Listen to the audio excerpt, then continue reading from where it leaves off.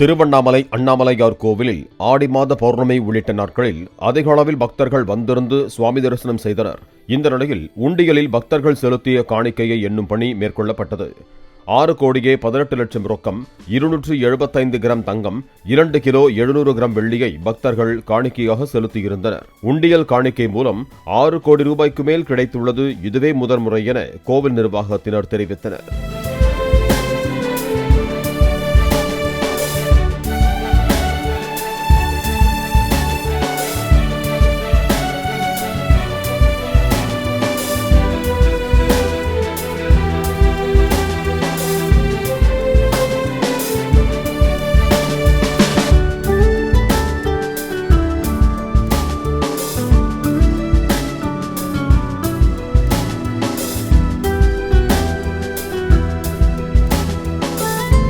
Play store மற்றும் app ஸ்டோரில் இருந்து பாலிமர் செயலியை QR கோடு மூலம் பதிவிறக்கம் செய்யுங்கள். செய்திகளை உடனுக்குடன் பெறுங்கள்.